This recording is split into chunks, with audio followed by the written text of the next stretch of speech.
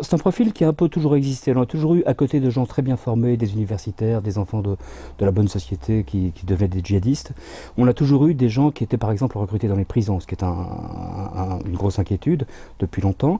Mais là, ça se généralise. On peut vraiment parler de néo-djihadistes. On peut parler de gens qui effectivement n'ont aucun contact avec l'islam radical, ni même d'ailleurs avec l'islam. Ce sont des petits truands.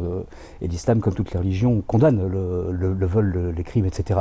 Et à un moment donné dans leur parcours, soit sur une rencontre avec une personne, soit par auto-persuasion, ils vont embrasser la cause de l'islam, se radicaliser immédiatement et devenir des djihadistes, ce qui, je pense, quelque part, psychologiquement, doit les anoblir et leur donner une autre vision d'eux-mêmes.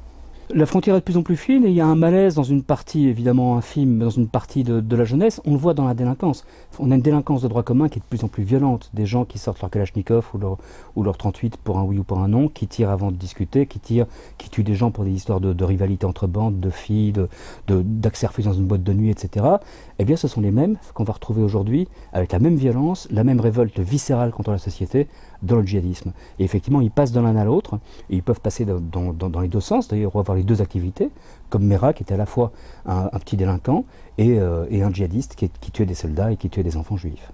La menace terroriste à la fois reste ce qu'elle était. On a toujours Al-Qaïda, mais qui n'a pas été capable d'agir depuis assez longtemps, mais qui pourrait le redevenir dans le futur. On a bien sûr des organisations régionales, en Afrique du Nord, en Afrique de l'Est, au Pakistan, etc.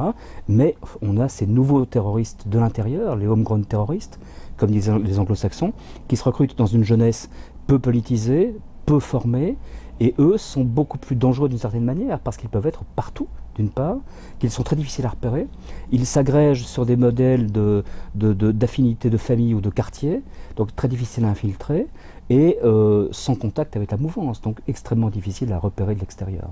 Des gens qui, à la fois matériellement et intellectuellement, n'ont pas la capacité de mener une opération comme celles qui ont été menées à Londres ou à Madrid, ou évidemment encore mieux le 11 septembre 2001.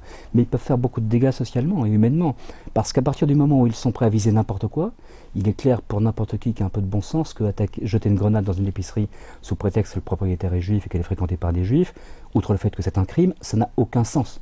C'est pas attaquer une ambassade ou une caserne militaire, ça n'a aucun sens. Mais des gens qui sont capables de faire ça peuvent demain attaquer une école, peuvent attaquer un restaurant, peuvent attaquer un grand magasin parce qu'on y vend des articles qui sont, d'après eux, qui sont prohibés par leur vision de la foi.